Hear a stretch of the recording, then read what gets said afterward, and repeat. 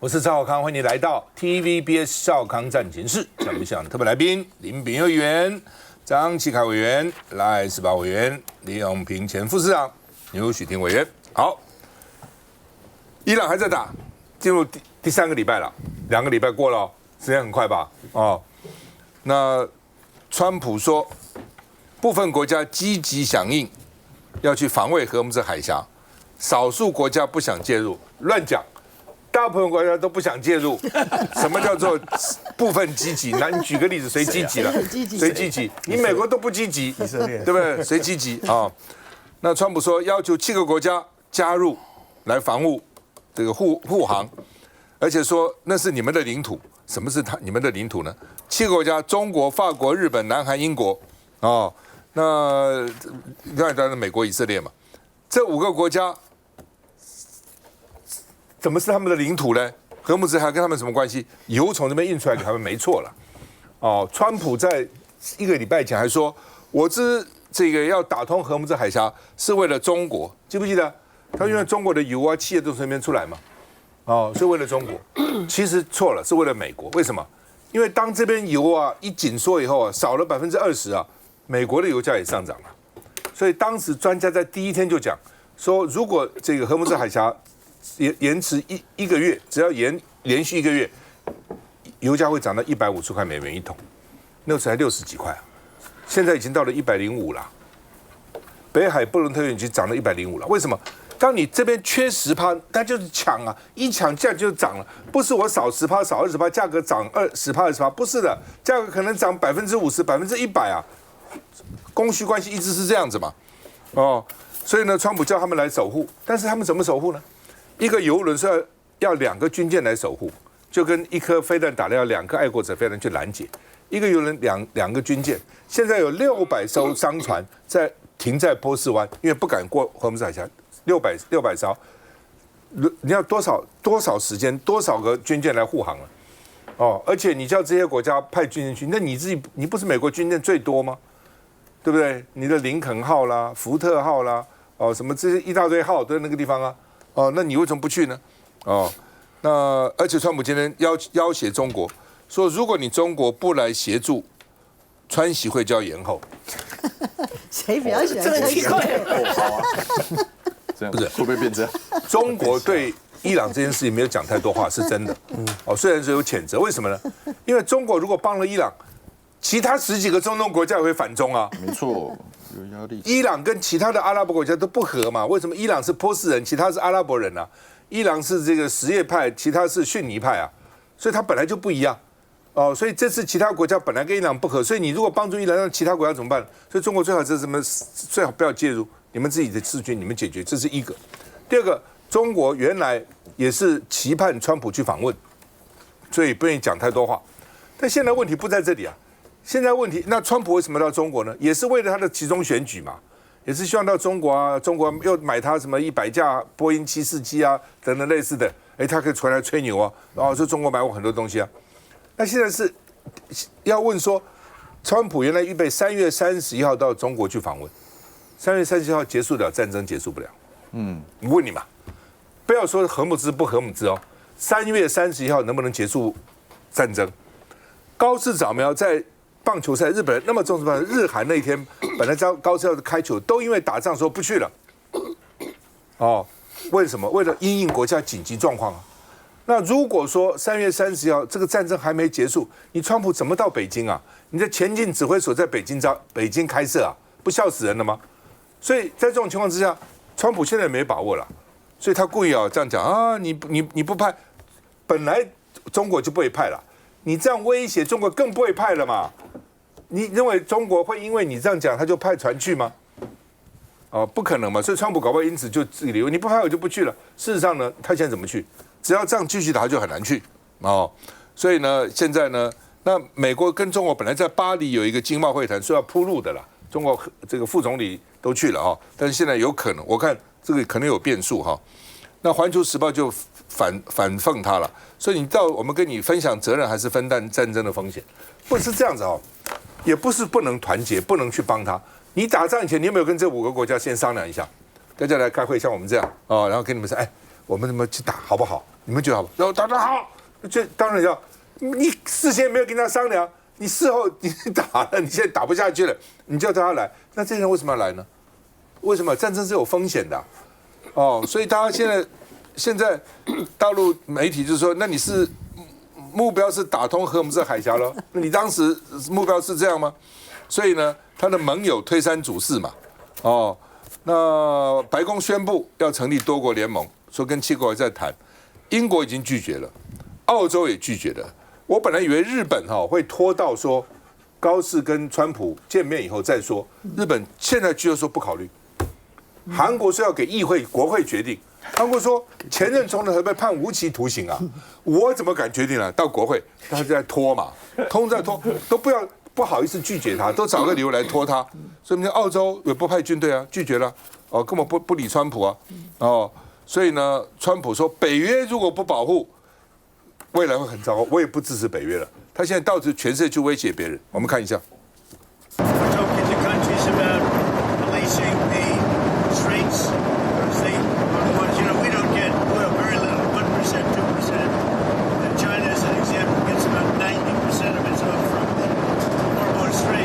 根据《金融时报》报道，川普希望中国出面解决海峡封锁问题，甚至警告，如果局势在川习会前没有进展，他可能推迟与大陆国家主席习近平的会谈。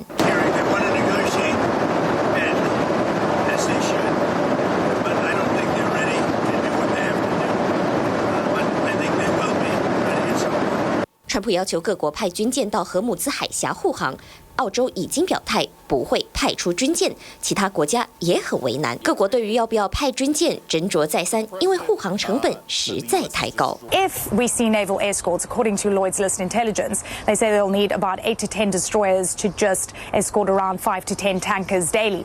Normally, the Strait handles about 50 tankers every single day. 另一方面，美国和以色列仍在持续空袭伊朗石油设施，德黑兰现在被炸到毒烟密布。来，大伟。这个大家都可以想象得到了啊！美国现在等于要各国啊，其他各国抢国了，英国、法国、日本、韩国，还中国大陆啊、澳洲等等的，说你们要参加这个叫护邮舰队一样啊，大家一个联盟，要打群架了。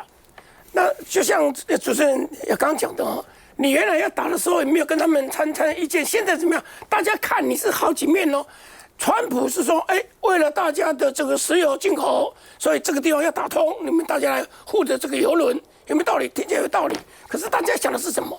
大家想的是延后在啊，你原来说你要护着这些油轮没有问题，经过荷姆斯海峡没有问题，那现在为什么要其他人来？就代表你力量不够了嘛？你力量不够，美国的力量不够了，大家就要看破手脚，这个力量不够。第二个。如果参加这个联合舰队的话，有一个很大风险的。第一，从此怎么样？你跟伊朗交恶，虽然伊朗大家不喜欢，可是有必要跟他交恶吗？他等一下跟美国打法一样，他到时候呢，你参战的话，你护着油轮，某种程度就是参战了，你就站在美国这边哦。那清清楚楚的，他对付美国的方法会不会来对付你？就到处给你炸啦，炸这个，只要有美国的什么金融机构，他也炸这个也炸等等。那么第三个大家都知道，荷姆斯海峡的宽是很窄的，33公里啊，最窄33。我们台湾海峡多少？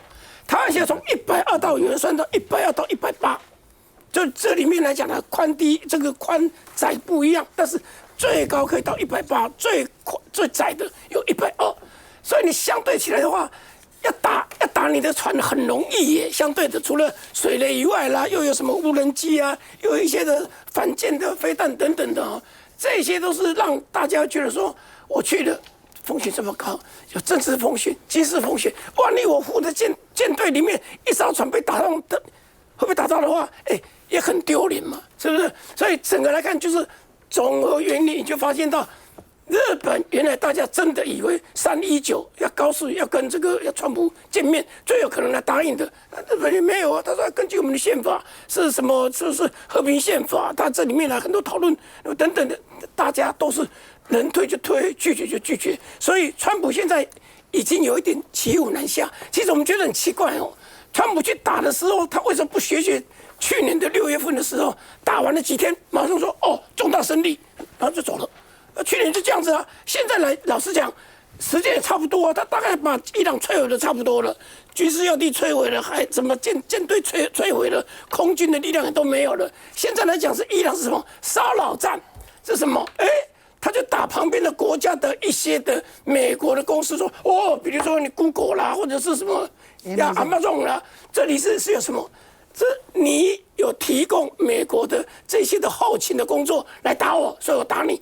那一来的话就没完没了嘛，他没办法下台。刘伟，这个现在大家都知道。这个战争好像泥淖一样，把大家都困在这个里面。那这件事情显示了美国国际战略跟现实的重大差异。因为在美国的国际战略，如果大家有看他们的公布的这样相关的一些报告，都可以看得出来，他是希望走战略收缩的。也就是说，他基本上只管美洲的事嘛。所以你看，他对委内瑞拉可以如此的强势，但其他的地方其实川普是不想管的。因为过往的时候，美国因为要当世界警察这样子的一个角色，其实是花了非常非常多的资源，而且消耗了非常多国内的力量，在维持国际上的稳定。那也正是因为这样长期以来的消耗也好、积累也好，给了川普美国优先，打倒民主党最好的这样子的一个理由。所以他上台之后，他当然要维持所谓他美国优先的这样的一个政见跟这样的一个国策。所以大家本来的预期是他不太会管这些事情了，但他做了这个决策之后，基本上就又印证了他本身不可确定这件事嘛，因为照理来讲他不应该介入这样的事的，但基于各式各样的理由，总之他介入了，然后介入之后发现事情并不如同他所想的这样嘛，因为这件事情，这个伊朗问题不是你有没有办法压制他，问题是你到底用什么样的方式可以让这场战争收尾啊？那现在是战争收不了尾啊，对不对？因为你斩首对方，变你没有谈判主体啊，你也不愿意派地面部队完全的镇压嘛，好，你甚至大家都发现，这风险很高，对方是不要命的。好，用举国之力，用宗教狂热跟你去换，所以他会付很大的代价，所以他就卡在这个地方。那他既然国策讲说我不想要担负额外成本，因为他要美国优先，美国赚钱，然后我又介入其他的，那怎么办呢？他只好诉诸各国嘛，也就是说你们通通都要出钱呐，我们要一起解决这些问题，大家都要出钱，大家都要出力啊。但问题又来了，现在的国际局势对他是不利的嘛，因为这个最高法院没收了他最有效的武器的关税嘛，所以大家都会看得出来动摇，加上他本身要面对美国的期中选举嘛，所以本身反而是川普这个行政这样子的一个状态是相对不稳定的。那但凡正常的国家都会想说，我先采取观望啊。那川普也是搬石头砸自己的脚，为什么？因为像主持人刚刚讲的，过去要各国共同介入解决国际问题，一定要透过什么叫国际建制嘛，也就是比如说联合国啊，或者是等等区域性的国际组织，作为一个平台，大家在上面共同合作，共同出资源，以组织的名义来摆平区域的冲突嘛。可是川普是怎么对待这些国际组织的？浪费我的钱，我不缴会费了，我不参与了，我要退出。然后你现在又讲说跟各国讲我要一起解决问题，那你就变成要个别谈判。但个别谈判的时候，大家都知道你弱啊，你现在出问题，你现在不稳啊，那我干嘛去接受你高风险而且无报酬的这样的可能性呢？所以你可以看到，不只是中国大陆是不理他嘛，那还有包括连日本等等，他都想尽办法，不管是用观望也好，用拖延的方式来处理这件事，因为大家都要共同面对这个事情的总体风险，就是油价上涨、通货膨胀、金融局势不稳等等的后坐力无暇兼顾啊。所以现在看起来，这个泥淖还会持续一段时间。德国说呢，我们本来是欧盟是要保护红海的，你现在叫我们在保护荷姆斯海峡，德国态度也保留，欧盟也保留，大家都不想去啊。那川普先生讲的，北约当时呢，你俄罗斯打乌克兰，这是你们北约的责任呢，我都去帮你们了，乱讲。当时如果不是你美国支持乌克兰，叫他去加入北约，德国前总理梅克是反对的，警告乌克兰你不能加北约，加入北约后果不堪设想，你非要去不可啊。然后现在你又说了，我当时帮你这个帮乌克兰打俄罗斯了，那你现在北约不帮我忙这样你小心他在威胁别人那另外呢，川普是要想把伊朗的哈尔克岛拿下来，他已经把日本琉球的2500个陆战队调去了，是不是要打地面战争？一打地面战争，如果不能快去快回，就会陷入到泥淖里面。越战也是这样子。阿富汗什么都是这样子那说呢，要掐断石油命脉，我认为川普打还是为了石油了。他那时候搞委内瑞拉也是为了石油了。川普脑筋里只有达勒赛只有美金那个样子钱哦，所以呢想搞人家的石油，那现在去炸人家的这个哈尔克岛，而且川普还讲什么？他接受英国媒体访问说，哈尔克岛已经几乎毁了，我可能还去炸它几次，为什么？为了好玩。你把战争当成好玩了，多少条人命在那个地方，怎么是好玩呢？所以你川普那个态度远远太轻佻了。休息一下再回来。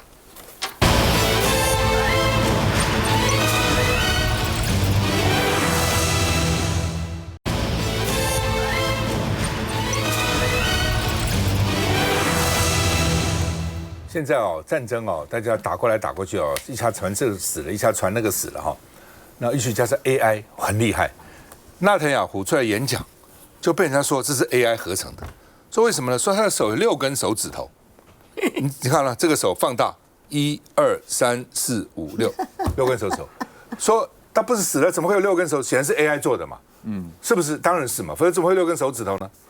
好，那纳坦雅胡呢？因为以色列对不对？很紧张。赶快出来说，喝咖啡给大家看，说我有5个石头，你看到没有？5个手指头说呢这个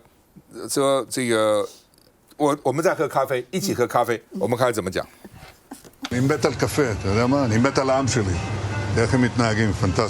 以色列总理纳坦雅胡拿起一杯热咖啡，另一只手从口袋抽出来，伸到镜头前。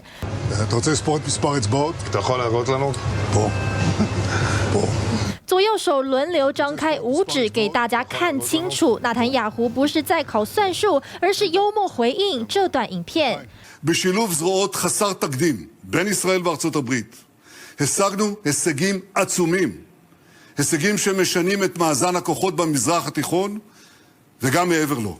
演说影片疑似出现6根手指的诡异画面，被网友质疑是 AI 伪造。纳坦雅胡才会数手指辟谣。以色列军方也发布军事行动影片，摧毁伊朗西部一处无人机作战小组。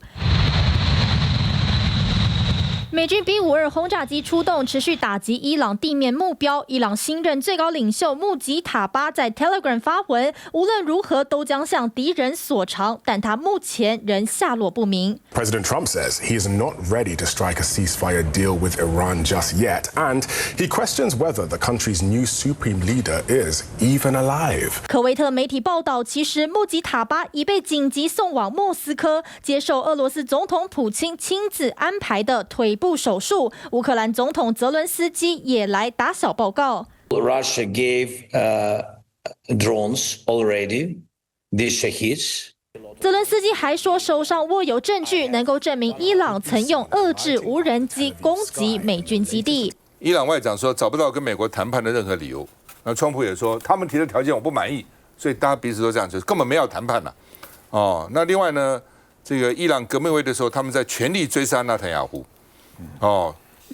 要进行第52波的攻击，锁定美军的3个基地那另外呢，刚刚讲说传出伊朗的继承人在莫斯科这前一个多礼拜说有一个飞机从黎巴嫩飞到莫斯科，说可能载着这个什么那些卫队等等，搞不好就是这个那另外呢，川普说听说他已经离世，但是没有结果他说他离世，他晚上又发表声明在 Telegram。所以现在就是说，你说我死了，我就赶快出来做个演讲；你说我6个指头，我赶快喝个咖啡给你看，我是5个指头，又将来层出不穷那另外呢，白宫说现在悬赏1000万美元追查这个新的领袖到底送到哪里去了到底怎么回事那另外呢，这个波斯湾国家现在被轰炸，伊朗就说是以色列干的。当时呢，伊朗那个小学女校被炸死170-180个学生，川普说是伊朗人自己干的。那现在呢，伊朗去打旁边的国家，伊朗就是以色列干的，都不是我干的，都是别人干的这美国教宗美国人以前教宗都是意大利人，美国教宗梁14说呢，你们以神的名义发动战争很可恶战争是你们恶人带来的，怎么是用上帝的名义，用神的名义呢？所以他说呢，这个那些呼求用上帝的名字的人，要追的是和平不是战争所以呢，你这些荒谬的主张，战争能解决问题跟分歧吗？不可能，战争只会制造更大的分歧，不能解决问题的真的是这样子来，永平。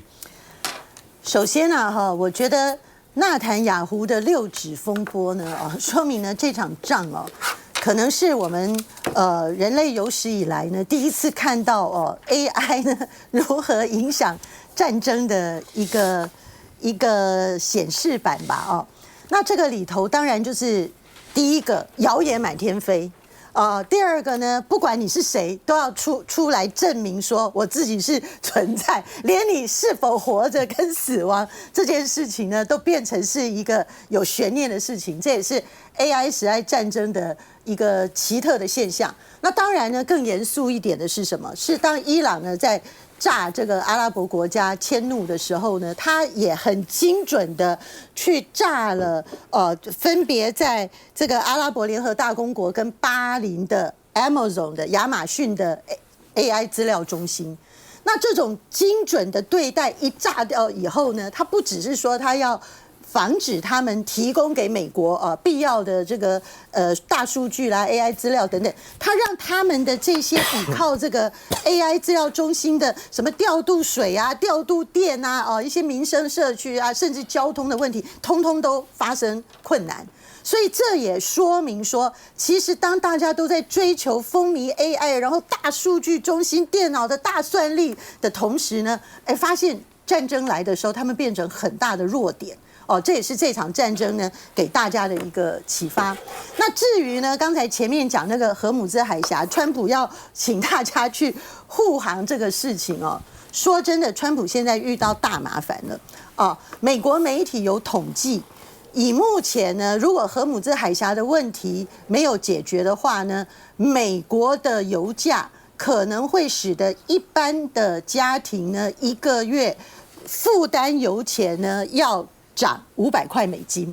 大家不要觉得500块美金听起来好像没什么，各位换算台币想一想，15000块我们台湾的油钱这个礼拜如果不是政府去补贴，其实补贴也是要用我们纳税人的钱，我们1公升的油是要涨9.5块台币哇！那我们到时候加个油1个月涨个几千块，大家痛不欲生，抱怨要死。可是台湾呢，还说我们的石油公司中油是政府的，所以它可以控管这个油价，然后不要让万物齐涨。可是美国是民营的啊，它的任何油价呢，一定都会随着它的成本来反映啊。一个中产阶级的家庭1个月突然光在油钱增加15000块台币，他们本来就是已经在贫穷线锱铢必较，因为美国的食品类型什么，在它关税还有各种问题的时候，已经涨得不得了了，在这个时候再油加下去，他们痛不欲生啊！所以对川普来讲，他现在呢要去搞出什么这个防护这个荷姆兹海峡联盟啊，然后要让大家都参与啊，他其实又是要转移他内政不行的一个焦点。可是这个焦点呢，我觉得他完全搞错问题了。他与其说他要用词给中国大陆施压，说那我川习会延迟举行，其实他不如去拜托中国大陆。说如果他好好去进行川习会，他做出适度的让步，说不定中国大陆跟伊朗谈一谈，还真有办法帮他解决。那最后我要讲一点，当这个川普把这件事情好像弄成基督教文明跟伊斯兰文明又要再次对抗的时候，我觉得教宗美国人的教宗梁14世呢出来讲话促停火呢，我觉得对基督教文明、基督教世界有很深刻的影响，因为他讲了一句非常重的重话，他说上主啊，就是神啊，不能被黑暗征召。意思就是说，在基督教文明呢，永远有这个真主圣神跟魔鬼的斗争。如果你今天随意发动战争，变成是魔鬼的代言人的时候，川普连在基督教文明里面的正当性都没有了。就油在美国人台湾人很难想象因为我们台湾的公共汽车很发达嘛，计程车很发达，捷运啊什么都可以的嘛，不一定要自己开车。老美没有一条高速铁路一条都没有。纽约有一些200年的地下铁，脏乱不堪，但是还算方便了。其他地方没有，都要靠开车，地方那么大，所以美国那个油价对他们来讲，生活是非常重要的。跟我们还没那么严重，他们是非常严重，是第一个。这个不是只有开车，它物价也会上涨啊。货物要不要运？它也要运啊，对不对？电价涨，成本有没有增加？所以那个对美国非常严重。所以川普常常搞的都是适得其反，你知道？他提升一个关税，他认为会降低美国的这个价格，会减少进口，就美国物价涨得好厉害这几年了。现在又搞个油，哦，我今天才早上看个新闻说，日本原来很风靡什么？很风靡自动贩卖机，有没有？到处什么都可以自动贩卖机卖，现在又开始没落了。为什么？因为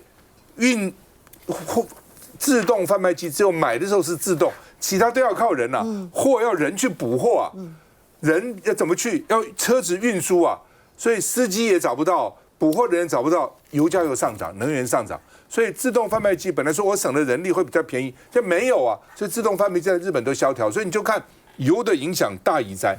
那刚刚讲说，川普威胁说，如果呢中国不协助荷姆斯海峡，我就不去了。那刚刚发生的，大陆外交部在举行例行记者会，英国的 BBC 记者问他说你中国要怎样？那大陆的外交部发言人林健表示，元首外交对中美关系发挥着不可替代的战略引领作用，中美双方就特朗普总统访华事件保持沟通，就这样而已，轻描淡写。我们还在沟通，也没有说我要去，他是不会去的啦，他只不会公开说我不去，但是我们在沟通，正在沟通，需要再回来。